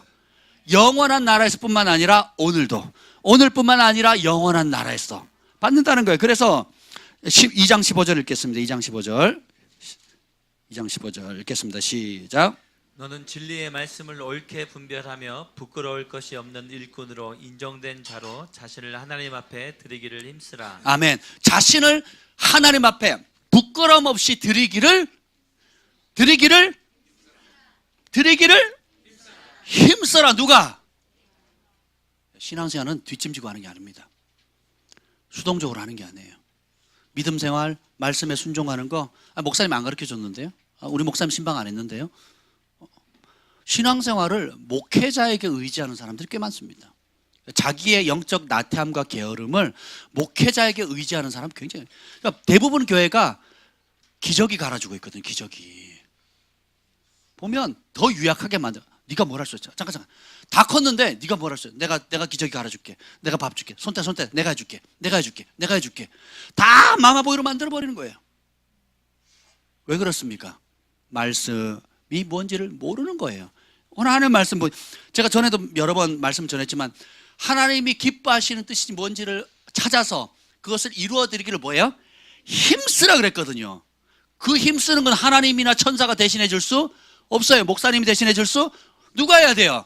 내가 해야 되는 거예요. 주의 종들은 그 진리의 길을 선악간에 분별해서 하나님 기뻐하고 선하시고 온전한 뜻을 알려주는 겁니다. 삶의 본으로 보여주는 거예요. 그러면 그것을 여러분들이 저러면 되는구나, 저렇게 깨달아서 저렇게 행동하고 저렇게 대가 지불을 하면 하나님 기뻐하시는구나, 어렵지만 가치가 있구나, 그리고 하나님이 기뻐하시는구나, 그 일을 해서 내가 복을 받고 내 자녀들이 복을 받고 내가 부르심을 이뤄가는구나, 이 맛이 있어야 돼. 이 맛이. 뒷짐지고 게으르게 안일하게 주님의 뜻이면 어떻게 되겠지? 여러분이 그런 기도 많이 하잖아요. 내가 할 일을 안 하면서 뒷짐지고 주님의 뜻이면 되겠지 라고 하는 게 영적인 나태함입니다. 게으름이에요. 그래서 우리가 하나님의 뜻을 기다려야 될 때가 있고, 뜻을 명확히 알고 주님 뜻을 알았으면 내가 행동해야 될 때가 있는 거예요. 그러니까 행동하는 것과 기다림의 그것을 잘 분간하셔야 됩니다. 아멘. 예, 그래서 자신을 하나님 앞에 드리기를 힘써야 돼요. 그러면 여러분의 삶에 그냥 있는 그 자리에서 굉장한 빛을 발합니다. 그래서 정 목사님은 오면 우리가 행복해져. 네. 누구만 오면 그냥 그 방이 비어버려요. 약속 있어 그냥 소리도 없이 싹 사라져. 그 사람이 등장하면 주변이 그냥 깨끗하게 청소되는, 아무도 곁에 있으려고 하지 않는 여러분의 영향력입니다. 근데 그게 뭐냐면 오늘 3장 말세에 고통하는 때 3장 1절 2절 읽어보겠습니다. 1절 2절 시작. 너는 이것을 알라. 말세에 고통하는 때가 이르러 사람들이 자기를 사랑하며 돈을 사랑하며 자랑하며 교만하며 비방하며 부모를 거역하며 감사하지 아니하며 거룩하지 아니하며 계속 읽겠습니다. 무정하며 원통함을 풀지 아니하며 모함하며 절제하지 못하며 사나우며 선한 것을 좋아하지 아니하며 배신하며 조급하며 자만하며 쾌락을 사랑하기를 하나님 사랑하는 것보다 더하며 경건의 모양은 있으나 경건의 능력은 부인하니 이 같은 자들에게서 내가 돌아서라. 아멘. 너는 이것을 반드시 좀 알아라. 그게 뭐예요? 말세 고통의 때가 온다. 뭐 때문에 고통입니까? 사탄이 여러분을 괴롭히는 게 아니에요. 여러분 사탄도 억울한 게 많을 겁니다. 나중에 보면 말세에 고통이 온다. 그 이유를 알라. 뭐예요? 사람들이 뭘 사랑한대요? 그러니까 뿌리는 이기심입니다. 자기 사랑, 돈 사랑, 그리고 하나님보다 쾌락 사랑이에요. 그리고 그것서 파생되는 거 뭐예요? 감사치 않는 게 뭐예요? 왜 감사가 안 나옵니까? 자기 중심적으로 생활해서 그래요. 감사 못하는 사람은 이기적인 사람입니다. 제가 좀 가끔씩 마음이 힘들 때가 있어요. 나는 최선을 다해서 섬기고 돕고 이렇게 했는데, 그렇게 꾸준히 1년, 2년, 3년 꾸준히 했는데도 감사를 모르는 사람들을 간혹 만납니다. 그러면 하나님께 올려드려요. 하나님께 올려드리고 많은데, 개인적으로 이런 생각을 해요. 아, 감사를 모르면 그 사람 참 불행하겠다, 이런 생각이 드는 거예요. 참 불행하겠다. 혹시 저랑 그 문자나 채팅이나 이렇게 가끔 하시는 분인지 모르겠어요. 뭐 메일이나. 제가 제일 많이 쓰는 단어가 뭔지 아세요? 고맙습니다, 감사합니다요. 제가 제일 모든 글의 마지막은 고맙습니다, 감사합니다요. 고맙잖아요. 감사하잖아요. 나 같은 사람 어울려 주는 것만 해도 감사하고, 또 이리저리 도움 주시고 격려 주시고 감사하잖아요. 그래서 여러분이 작은 것도 크게 감사를 표현하는 훈련을 하셔야 돼요. 별거 아닌데 사탕 하는데 우와 이런 반응. 그런 거 오버하셔도 돼요. 쓸데없는 거 뻥치지 마시고, 쓸데없는 자랑하지 마시고, 사람들이 소소하게 대하는 것도 크게 설사 나한테 필요가 없다 할지라도. 어떤 사람은 쿨하다고 싫으면 싫은 티를 팍 냅니다. 제가 싫어하는 색깔인데요. 작아요. 아우 싸구려 티나. 뭐 이런 걸 날 뭘로 보고. 말은 안 해도 그렇게 생각하는 경우가 꽤 많을 겁니다, 여러분. 그렇죠? 근데 그 사람 참, 여러분 남 선물 받는 것도 어렵지만 선물하는 것도 어렵잖아요. 선물하고도 욕먹고, 나는 어렵게 시간 내고 돈 들여서 했는데, 그렇죠? 근데 그렇게 그 사람이 안 알아주면 마음 상하잖아요. 네. 그런 모든 뿌리가 뭐냐면 자기 사랑이에요, 자기 사랑. 아이들은 본능적으로 자기 거를 챙깁니다. 근데 성숙해 갈수록 결국은 뭐예요? 남을 먼저 챙겨. 하나님을 사랑하게 되면 내 이웃을 누구처럼? 내 몸처럼. 내가 대접받는 곳, 내가 있고 싶고, 내가 먹고 싶고, 내가 칭찬받고 싶은 말, 내가 격려받고 싶은 말, 내가 위로받고 싶은 어떤 따뜻한 손길. 그래서 어떻게 해요? 정말 내가 이런 말, 이런 행동, 이런 터치, 이런 선물, 이런 음식을 대접받으면 정말 좋겠다 하는 수준으로 끌어올리셔야 돼요. 근데 여러분 돈 쓰는 거 한번 보세요. 남한테 뭘 주거나 헌금을 하거나 남을 뭐 선교비를 돕거나 혹은 주변에 어려운 사람 도울 때는 굉장히 기도를 진지하게 합니다. 하나님, 과연 이게 하나님 뜻이 맞아요? 100만 원? 잘못 들은 거 아니에요? 이거 내가 믿음이 없는, 이거 현실이 아닌데, 이거 현실이야. 근데 자기가 좋아하는 물건 하나 살 때는 옷은 100만 원짜리 안 아낍니다. 뭐 축구화 50만 원짜리 안 아낍니다. 50만 원짜리 신다고 50만 원짜리 실력이 나오는 게 아니더라고요. 자기가 뭘 하는, 좋아하는 뭐 있잖아요. 그거 하는 데는 몇 천만 원도 안 아낀다니까요. 미쳤어요, 미쳤어. 근데 더 심각한 건 자기가 미친지 몰라요. 자기가 얼마나 이기적인 존재인지를 모른다니까요. 그걸 하기 위해서 가족들이 희생하고, 그걸 하기 위해서 주변 사람들 얼마나 희생하고, 그것 때문에 빚지고, 그래서 하나님 주신 뜻을 이루는데 그 일을 못 쓰고 엉뚱한 데 시간을 다 쓰는 거예요. 엉뚱한 데 재력을 다 쓰는 겁니다. 그만큼 우리는 다 이기적이에요. 나는 그런 적 없다 하는 분만 손 들어보세요. 저도 똑같습니다. 이게 하루아침에 안 뽑아지니까 계속 뽑아내는 거예요. 말씀과 기도로 금식함으로 계속 뽑아내는데, 이게 육의 욕구거든요. 그래서 하나님 사랑보다 쾌락 사랑한다. 쾌락하는 게 극단적인 죄뿐만 아니라 내가 즐거우려고 하는 모든 소소한 것들이에요. 이해가 되세요? 네. 이거를 인정하는 순간 변화가 시작됩니다. 그래서 성숙했다는 것은 결국은 뭐예요? 왜 고난을 받을까요? 왜 고난을 받을까요? 나만 생각하면 덜 받을 수 있어요. 근데 저 사람의 영혼을 살릴 거다. 저 사람의 부르심의 자리로 가도록 도와줄 거다. 저 사람 지금 시련 가운데 있는데 나라도 버팀목이 되어주자. 함께 그 시련을 같이 이길 수 있도록 힘이 되어주자 하면 그때부터는 신경 써야 돼요. 그때부터는 기도가 나옵니다. 그때부터는 내 주머니에서 돈이 나가게 돼 있어요. 시간을 함께하고 아픔을 함께합니다. 그래서 그 사람이 결국 잘 극복해서 이기면 어떻게 해요? 그 기쁨도 내 것이 되고 보람도 내 것이 되고 또 그것을 천사가 다 기록해서 하나님 앞에 가면 이후에 주님 앞에 섰을 때 칭찬이 많은 거예요. 아멘. 그래서 이제는 기쁨의 방향을 바꾸는 겁니다. 그게 여러분의 부르심이에요. 남을 행복하게 하는 거. 황금절이 뭡니까? 율법과 선지자의 강령, 내 이웃을 내 몸처럼 사랑하는 것이고, 그게 대접받고 싶은 대로 대접하는 것. 따라서요. 내가 대접받고 싶은 대로 남을 대접하라. 이게 신구약을 통틀은 한마디예요. 그게 사랑하는 겁니다. 사랑은 뭐예요? 주는 거라 그랬잖아요. 이게 아니라고요. 주는 겁니다. 아멘. 그 제가 선교여행을 준비를 할 때마다 늘 이렇게 물자를 준비를 하잖아요. 그러면 현실 있고 그런 그 영혼들을 향한 제 마음이 있거든요. 그러니까 현실에 묶이는 것들이 있어요. 뭐 재정이니 시간이니 뭐 여러 가지 것들. 그럼 현실이 딱 보이잖아요.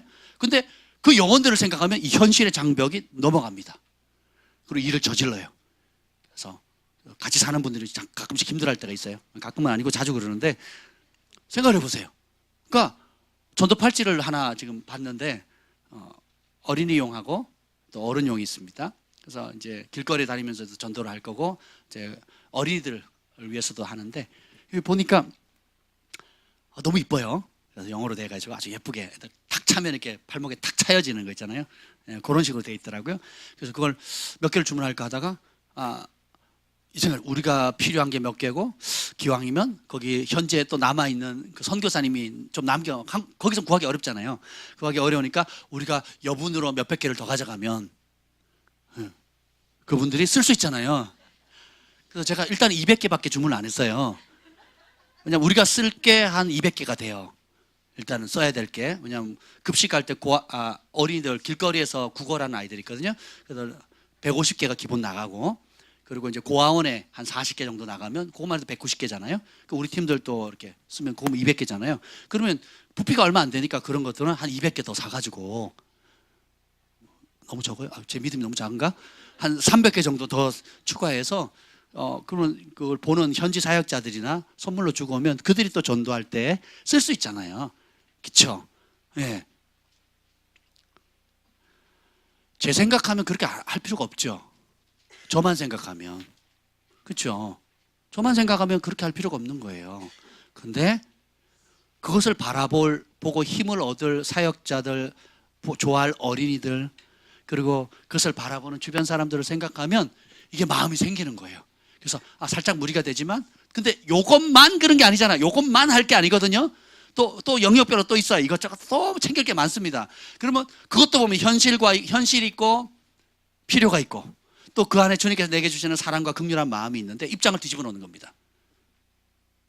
내가 그 선물을 받는 어린아이라면, 그리고 그날 아파가지고 아이가 못 왔어요. 근데 다른 친구들은 그걸 받은 거예요. 그걸 다른 친구는 팔에 차고 막 자랑하고 다니는데 못 차고 다니고 있을 아이들 한번 생각해 보세요. 그죠? 그러니까 제가 또 저지르는 겁니다. 할렐루야. 근데 이런 부분에 대해서는 확신이 있고 담대함이 있기 때문에 굉장히 기쁘게 합니다. 주님께서 또 은혜를 주세요. 그렇죠? 예. 그래서 여러분의 삶 가운데 꼭 선교지뿐만 아니라 일상에 여러분들이 지금 매일 만나는 분들 있잖아요. 까다로운 사람이든 뭐 좋은 사람 상관없이 그런 사람들에게서 그 사람의 입장에서 하나님의 사랑을 어떻게 고대할 건가를 한번 생각해 보세요. 그러면 굉장한 지혜가 임합니다. 그러면 말하는 게 달라지고요. 음식을 대접하는 게 달라집니다. 돈 안 들여도 격려해 주는 말 한마디, 또 다독여 주는 거, 또 내가 가지고 있는 물건들 가운데 저 사람에게 가면 정말 필요한 거.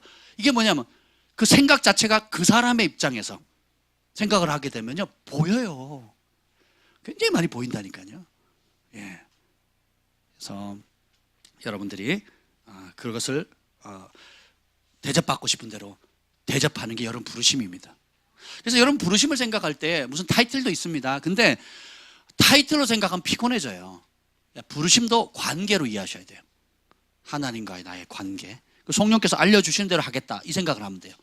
주님, 내 사명이 뭡니까? 부르심이 뭡니까? 그러니까 오늘 내게 성령께서 감동 주시는 그 일을 하는 겁니다. 아멘. 그리고 사랑하는 마음을 가지고 있으면, 사랑의 안경을 딱 쓰면 저 사람이 뭐가 필요하다는 게 보이잖아요. 중보가 필요한지. 여러분, 남을 위해서 3일 금식해 본 적 있습니까? 우리 중보팀들은 그런 거 참 잘하시는데 일반 그리스도인들은 거의 없습니다. 그리고 자기 돈 없다고 그러고 시간 없다고 그러고 그럽니다. 근데 진짜 어려운 영혼을 위해서, 병든 영혼, 아픈 영혼, 도움이 절박한 영혼, 낙담한 영혼을 위해서 하루라도 금식해 보셨냐고요? 아니면 한 끼라도 일주일 금식해 보셨냐고요? 돈 안 드리고도 얼마든지. 그래서 안나가, 성경에 예수님을 맞이했던 어린 예수님 안나가 결혼한 지 몇 년 만에 과부돼가지고 80년을 성전에서 기도와 금식으로 섬겼거든요. 성전에서 기도하고 금식했어요. 일반 저같이 활달한 남자들이 보면 이건 참 진짜 못할 일이에요.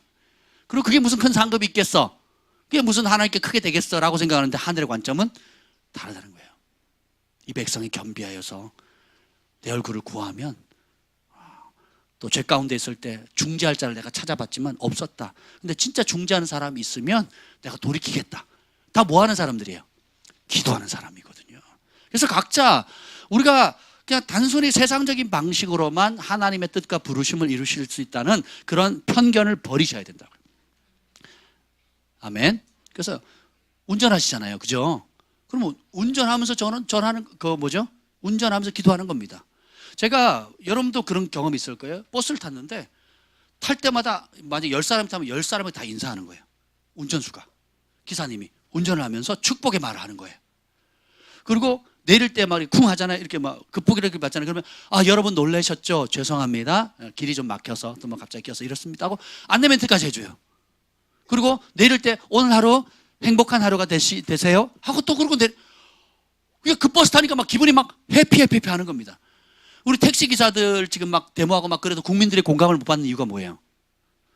택시 타면 불친절하고요, 뭐 기도가 저절로 납니다. 천국의 상이 클 거예요. 언제 죽을지 모르겠다는 위협감을 줘가지고 불신자들도 기도하게 만드는. 제가 어쩌다가 친절한 택시를 만나면 제가 팁을 드려요. 감사하다고. 이런 택시가 많이 일어났으면 좋겠습니다. 예, 그렇게 얘기를 하거든요. 근데 압도적인 숫자의 택시가 뭐예요? 막 진짜 위협감을 느끼거든요. 그러니까 제가 몇 번이고 중간에 세우세요, 내리고 싶어요 하고 막 입이 나올 만큼의 어려운 상황을 많이 겪었잖아요. 여러분도 마찬가지잖아요. 근데 여러분의 삶의 상황을 다 바꿔. 이 자리 자체가 내가 주님의 사랑을 흘려보낼 수 있는 기회고, 여기가 내 부르심의 자리다라고 생각을 하면, 모든 게 기회입니다. 주님의 사랑을 나눌 수 있는 기회, 다른 사람을 섬길 수 있는 기회, 축복하고 위로할 수 있는 기회가 되는 거예요. 아멘.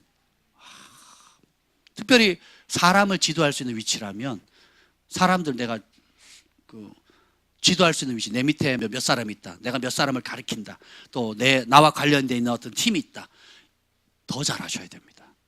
네. 더 잘하기 힘들다 그러면 이렇게 우리 교회 담임 목사님 내가 반만 대하겠다 이렇게 생각하세요. 아무도 아멘 안 하시네. 뭐 저희 교회는 담임 목사님 없으니까 괜찮아요. 우리 예수님 그렇지, 예수님이시지. 한번 그렇게 생각해 보세요. 그럼 반만 돼도 한번 생각해 달라진다니까요. 내가 가르치는 아이들, 내가 만나는 사람들, 거래처, 또 직장에 있는 일하는 사람들, 예수님 대하듯이 대하면 정말 행복해져요. 그래서 저는 그걸 의지적으로 많이 생각을 해요. 저 사람이 부활하신 이후 예수님이 다른 모양으로 나타나시잖아요. 저 사람이 예수님의 다른 모습으로 나타난 것일 수 있다. 지극히 작은 소자에게 대한 것이 나에게 대한 것이고, 지극히 작은 소자에게 관심 갖지 않은 것, 사랑하지 않은 것이 나에게 하지 않은 것이다. 예수님 그렇게 말씀하시거든요. 이것부터 생각이 바뀌어지잖아요. 그럼 그게 진짜 믿어지면, 여러분 아멘 하셨죠? 그럼 진짜로 그렇게 보시고 행동하는 겁니다. 오늘 3장 15절 읽어볼까요? 15절 읽겠습니다. 15절 읽겠습니다. 15절, 16절, 17절까지 시작.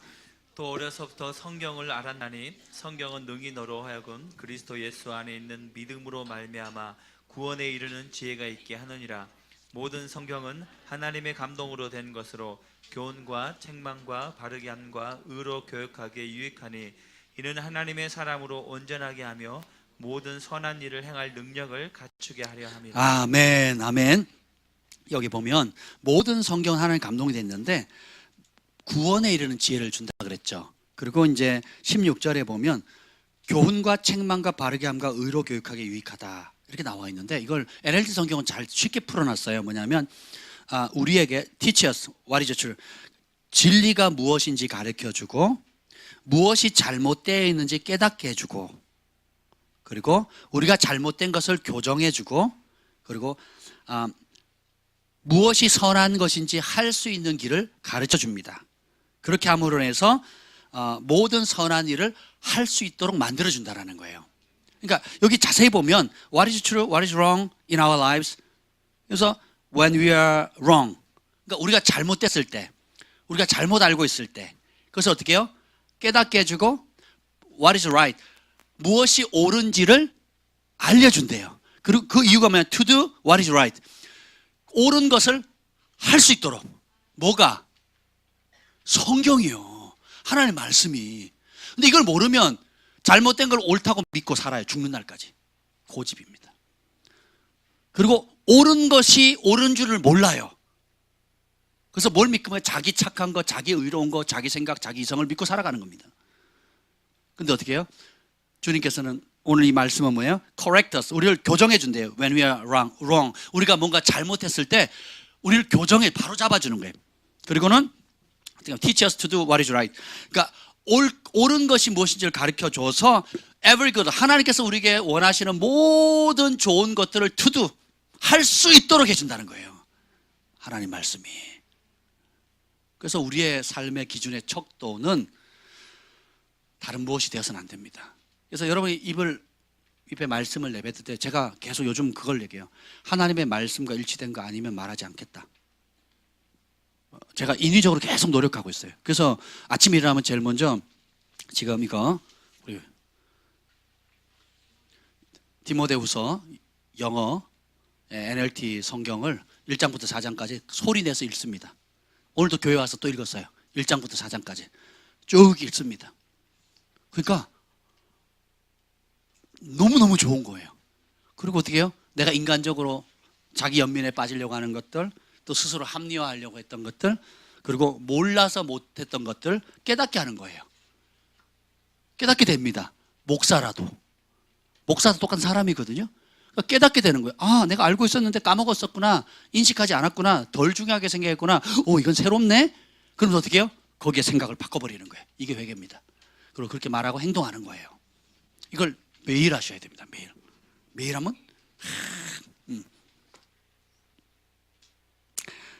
그래서 제가 오늘 부르심에 대한 얘기를 지금 못 하고 있어요. 다음에 이어서 할 텐데 그거를 꼭 기억하시면 좋겠습니다. 이게 뭐냐면 3장 10절 읽어보죠. 10절 3장 10절 시작. 나의 교훈과 행실과 의향과 믿음과 오래 참음과 사랑과 인내와. 3장 10절에 보면 디모데야 꼭 알아라. 나의 교훈, 가르침, 그다음 내가 어떻게 살았는지. 의향이라는 게 NLT 성경에는 내 인생의 목표가 무엇인지라고 나와요. 나의 인생의 목표가 무엇인지 꼭 확고히 해라. 내 인생의 목적이 무엇인지, 목표가 무엇인지, 다르게 표현하면 부르심이 무엇인지 확고히 해라. 이게 너무너무 중요하다는 거예요. 부르심을 확고히 해라. 그리고 그 부르심을 향해 달려갈 때 오는 고난을 피하지 마라. 네. 그것은 가치가 있는 것이다. 정말 영원한 가치가 있는 것이다. 그 부르심을 주신 분이 누구예요? 하나님이에요. 내가 판단하는 게 지혜로울까요? 하나님이 판단하는 게 지혜로울까요? 내가 세운 계획이 지혜로울까요? 하나님이 세운 계획이 지혜로울까요? 제가요 고등학교 1, 2, 3학년 때 처음 가자마자 두 가지를 구했어요. 하나님, 우리 가족 구원해 주세요 라고 하는 것과, 두 번째, 하나님 나를 어떻게 쓰기를 원하십니까? 저도 모르게 그 기도를 3년을 했어요. 공휴일마다 금식하면서 이제 그렇게 기도를 했는데 막 계속 바뀌는 거예요. 어느 날 선생님이 됐으면 좋겠습니다. 저를 지도했던 선생님이 너무 잘해 주셔가지고 나도 선생님 되고 싶더라고요. 하나님, 선생님 되고 싶어요. 근데 어느 날 막 기도를 뜨겁게 하니까 막 욕심 생겨. 저를 교수님 되게 해주세요. 교수님. 막 어느 날은 아니지, 돈을 많이 벌어야지. 그래서 사업가가 되게 해주세요. 계속 바뀌는 거예요. 그러다가 주님 막 이렇게 기도하다가 고3이 됐는데도 모르겠어. 아무리 해도 막 헷갈려요. 그러다가 갑자기 막 기도를 하는데 제 입에서 이런 기도가 툭 튀어나오는 게 아마 방언이 통변된 것 같아요. 이런 기도가 툭 튀어나오는데 뭐라 하냐면 하나님 내가 소원하는 게 계속 바뀌어요. 변덕스러워요. 나도 못 믿겠어요. 하면서 뭐라 기도하냐면 하나님 나를 이 땅에 태어나게 하셨는데 하나님이 나를 이 땅에 보내신 목적이 뭡니까? 하나님이 기뻐하는 뜻이 무엇이? 하나님이 나를 이 땅에 보내신 그 부르심이 뭡니까? 알려주세요. 그 기도를 하는데 모든 평강, 모든 두려움이 다 사라지고요. 그냥 말로 할 수 없는 평강이 막 몰려오는데 하나님이 이 기도를 3년을 기다리셨구나. 그걸 영으로 알겠더라니까요. 이 기도가 내 입에서 나올 때까지, 마음에 나올 때까지 3년을 기다렸구나 라는 걸 알게 된 거예요. 그러면서 그렇다고 해서 부르심이 내가 뭐다 이게 확고히 온 건 아니에요. 근데 방향이 바뀐 거예요. 내가 원하는 거, 내가 하고 싶은 거, 내가 됐으면 좋겠다는 나 중심의 사고를 딱 벗어버리고 하나님이 원하시는 거, 하나님 나를 이렇게 보내신 목적, 하나님 나를 통해서 이루고자 하는 것이 무엇인가. 이제 그러다가 그런 찾는 여정이 대학교 가면 해결될 줄 알았어. 안 되면 대학원 가서 가만히 생각하니까 마흔이 넘도록 모르겠는 거예요. 마흔이 넘도록. 그러면서 뒤늦게 깨달은 게 타이틀로 되어지는 것을 찾으면 불행해집니다. 그럼 뭐냐? 무엇을 할 거냐보다 중요한 게 누구와 함께 하느냐가 더 중요해요. 그냥 사랑하는 하나님과 동행하는 그 자체로 행복을 주는 거예요. 아버지가 돼서 우리 가족들을 행복하게 해주고 싶어가지고 좀 더 넓은 집, 좀 더 경제적인 여유가 있거나 좋은 차 혹은 좋은 교육 환경을 주면, 그래서 어떤 환경이나 또 재정이나 이런 부분에 있어서 뭔가를 가득 채워주면, 손에 잡히는 무언가를 만들어주면 우리 가족이 행복할 거라고 생각했어요. 그리고 그 일을 위해서 밤낮으로 애쓰고 수고했습니다. 근데 시간이 지나면서 우리 아이들이 초등학교 1학년부터 대학교 2학년까지, 그죠? 그리고 제 아내도 있고요. 연령대가 10대부터 해서 40대 후반까지 있습니다. 우리 장모님까지 하면 뭐 70, 이제 내년에 70 되시는데 같이 이렇게 지내잖아요. 10대부터 70대까지 이렇게 보는데, 행복이라는 게 내가 뭔가 타이틀을 얻고 성취를 하면 우리 가족이 행복해지는 게 아니더라고요. 잠깐 기쁠 수는 있어요. 그러니까 기쁜 것과 행복은 다릅니다. 잠깐 기쁨을 줄 수는 있는데, 성취욕을 줄 수는 있는데, 아니면 나도 이런 사람이다라고 드러낼 수 있는 걸 할 수는 있는데, 그게 행복하지 않더라고요. 그럼 뭐냐?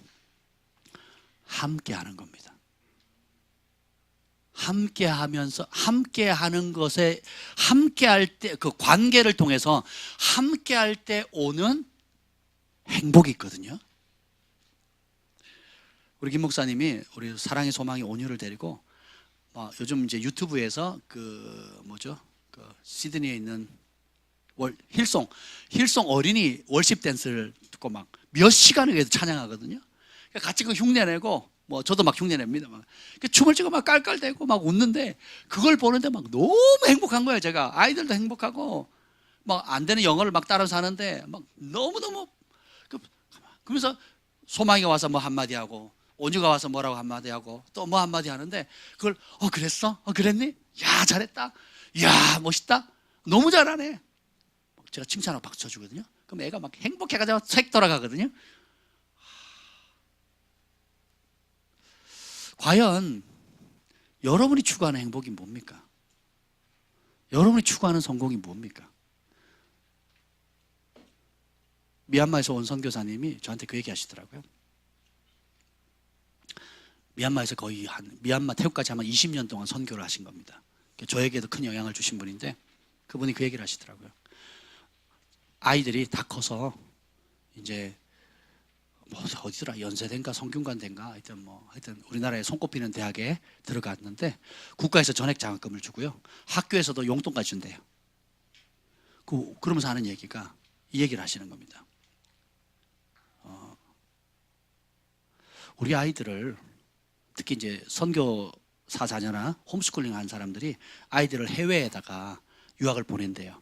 거기서 대학원 해서 그러면 이제 영어도 유창하게 하고 그럼 그 사회에서 이렇게 어떤 위치를 차지하는, 그러니까 한국에서 보면 굉장히 부러운 거죠. 근데 가족이 다 깨진대요. 바나나라 그러거든요. 바나나. 생긴 건 한국 사람인데 노란데 속은 흰색이에요. 사고가 미국식 사고, 서양식 사고를 하는 거예요. 그러니까 어떻게 부모님과의 끈끈한 관계가 없다는 거예요. 그래서 단절하고 아예 독립되어 있거나 어쩌다가 한번 손님 방문하듯이 방문한다는 거죠. 그리고 한국인으로서 가지고 있는 자부심, 긍지, 그리고 믿음의 유업들에 대해서 이런 것을 대부분 상실한다는 거예요. 그걸 잘 유지하는 가정이 극히 드물대요. 그래서 내가 평생 아이를 20대까지 그 어려운 가운데 키워놨는데 키운 걸 남한테 뺏기는 거래요. 세상에 뺏기는 거래요. 그러면서 행복이라는 것이 성공에 있지 않다는 걸 깨달았다는 거예요. 그래서 아이들이 국제학교에서 공부를 해서 좋은데 해외로 보낼 수 있는데 일부러 너는 한국 사람이다, 한국에 영적인 좋은 유업들이 있다, 그리고 우리가 믿음의 가정이다 해서 일부러 한국의 학교를 보낸 거예요. 성공이 중요한 게 아니라 왜 성공시키려고 해요? 행복하라고. 근데 성공 이꼬르 행복이 아니다라는 겁니다. 그래서 뭐냐? 결국은 제가 이런저런 얘기를 들으면서 깨닫는 게 뭐냐면 행복은 성취함으로 오는 것이 아니라 관계를 잘 빚어감으로 온다는 걸 알았어요. 하나님과의 나의 관계, 가족 간의 관계, 성도 간의 관계. 오늘 여기도 보면 이제 그 내용이 나와요. 뭐라고 나오냐면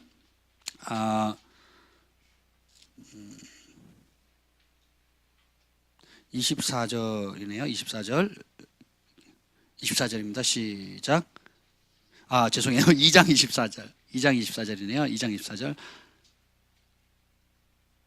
죄송합니다. 2장 22절입니다. 2장 22절. 시작. 또한 너는 청년의 정욕을 피하고 주를 깨끗한 마음으로 부르는 자들과 함께 의와 믿음과 사랑과 화평을 따르라. 여기 보면 따르라고 나와 있는데 그 NLT 성경은 pursue라고 나와요. 추구하라는 거예요. 그러니까 육체의 정욕, 세상의 모든 문화는 육체의 정욕을 강화시킵니다. 인터넷이나 영화나 모든 것이 청년의 어떤 혈기, 분노, 그리고 육체적 쾌락을 강화시키거든요. 근데 그런 거 피하라는 거예요. 피하고 뭐랍니까? 주를 깨끗한 마음과 부르는 자들과 함께 의와 믿음과 사랑과 화평을 추구해라. 그것의 가치를 가지고 나아가라 하면서 뭐라고 나오냐면 enjoy the companionship 이렇게 나옵니다. 이게 뭐냐면은 주를 깨끗한 마음으로 부르는 사람들과 함께 교제하는 것을 즐거움으로 삼으라는 거예요. 같은 하나님의 자녀된 사람들, 진리를 사모하고 의를 위해서 고난받는 그 길을 택한 사람들과 함께 즐거워하는 것을 배워라는 겁니다. 이게 굉장히 중요해요. 사람 본능적으로 이기적으로 뭐예요? 나하고 뭔 상관이야? 내 스타일이 아니야. 그런 사람은요 어디 가도 내 스타일 만나기 어렵습니다. 아니 부부도 스타일이 틀려요. 자식도 내 스타일이 아니에요. 우리 5명의 자녀가 있는데 내 스타일이 아니라니까요. 내 스타일 맞춰줄 인간이 없어요. 그럼 뭐냐? 깨끗한 마음으로 주님을 따르고, 그러니까 주님을 온전히 따르고자 하는 사람들과의 교제를 즐기라는 거예요. 그러면 하나님께 보이지 않는 하나님께 성령으로 말미암아 직접 공급받는 행복이 있고, 그리고 그 진리를 예수님을 사랑하는 사람들과 교제, 믿음의 교제와 간증과 서로 격려할 때 오는 행복이 있거든요. 그걸 즐기라는 겁니다. 여러분 교회 옮겨보세요. 여러분 스타일 없습니다. 없어요. 죽는 날까지. 그건 뭐예요? 내 스타일에 안 맞아라고 하는 사고 자체가 뭐예요? 자기중심적인 이기적인 생각. 그게 자기 사랑이에요. 그러면 그리스도인들은 어떻게 생각합니까? 저 사람에게 무엇이 필요할까를 생각하는 거예요. 무엇이 유익할까를 생각합니다. 그리고 그 사람을 그렇게 축복해 주는 거예요. 섬겨주는 겁니다. 이게 굉장히 중요하다는 거예요. 관계를 풀어가는 겁니다. 그러면 행복해져요. 여러분 부르심도 마찬가지입니다. 자꾸 타이틀로 생각하지 마세요. 뭐다 막 거창하게 사도다, 선지자다, 막 큰 기업가다, 막 열방. 네, 그렇게 안 하셔도 그렇게 될 사람 그렇게 됩니다. 제가 하나님의 은혜로 소위 이제 우리 존경받는 귀한 하나님의 사람들을 가까이서 교제할 수 있는 기회가 여러 차례 있었어요. 참 놀랬던 게 제가 시골에서 배웠던 대형교회에 대한 아픔들 있잖아요. 편견들이 다 무너집니다. 대형교회 지도자들이 왜 대형교회 지도자가 되는지를 제가 알았어요. 딱 뵀는데 권위적인 게 하나도 없어요. 거드름 피는 게 하나도 없습니다. 손수 밥 타서 드시고요. 그리고 제 친할아버지보다 더 친하게 대해주세요. 그런 사이 아닌데. 저 같은 사람이 뭐라고? 우리 그런 사이 아니거든요. 그렇게 친하지도 않아요. 근데 저 같은 무명의 청년을 그렇게 대해줘요. 김종건 박사님도 그렇게 대해주시고요. 할렐루야교회 김상보 목사님도 그렇게 대해주시고요. 또 기타 여러 인물들이 있으시거든요. 그리고 세계적인 지도자들 이렇게 보면 국내뿐만 아니라 해외도 보면 제 친아버지보다도 더 친근하게 대해주세요. 키워드는 그 사람의 입장에서 섬기는 겁니다. 난 된 사람이고 성공한 사람이니까 내 말 들어. 이게 아니라는 거예요. 정말 그게 가마력이라 그러잖아요. 그 가마력이 사랑에서 나오는 거거든요. 그 사람의 입장에서 그러니 자연스럽게 사람이 붙는 겁니다. 그러니까 사람이 따르니까 권위가 올라가는 거거든요. 내가 아무리 큰 부르심을 받는데 사람이 나를 안 따라요. 왜? 인품이 안 되고 그런 열매를 못 맺으니까. 이기적으로 자기중심적으로 생각을 하니까 안 붙는 거거든요. 근데 그렇게 배려하면 자연스럽게 사람들이 모이는 거예요. 그래서 작게 얘기도 크게 듣고 사랑함으로 섬기고. 왜? 사랑받았으니까.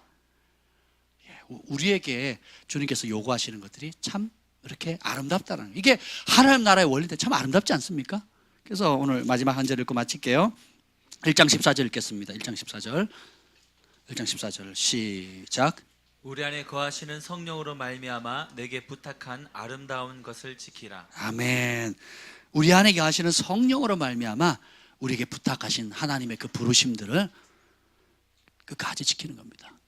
부르심에 대해서 알기를 원하시는, 부르심을 발견하는 방법은 유튜브에 나와 있어요. 제가 하나님 부르심을 발견하는 방법, 아는 방법이라는 제목을 올렸거든요. 두 가지가 있을 겁니다. 오래전에 올린 게 있고 최근에 올린 게 있는데 둘 다 괜찮아요. 최근 것이 더 낫습니다. 그래서 여러분 자기 부르심을 확증하고 싶다 하는 분들은 그걸 좀 들어보시면 좋을 것 같고요. 오늘은 이 부르심을 이루는 것이 올 때 오는 고난이 영원한 가치가 있다는 거. 부르심은 타이틀로 얻는 것이 아니고 관계로 만들어가는 것. 된 게 아니고 되어져 가는 거예요. 결정된 게 아니라 만들어가는 것입니다. 우리 하나님은 로봇가 아니에요. 기계가 아닙니다. 관계 가운데 계속 그 관계의 깊이, 신뢰와 사랑과 존경하는 마음을 키워가시는 분이세요. 이 놀라운 주님 너무 감사하지 않습니까? 아멘. 그래서 하늘의 부르심을 지키기 위해서 여러분이 즐거이 고난 받으시길 축복합니다. 기도하겠습니다. 주님 감사합니다. 감사합니다. 주님, 우리에게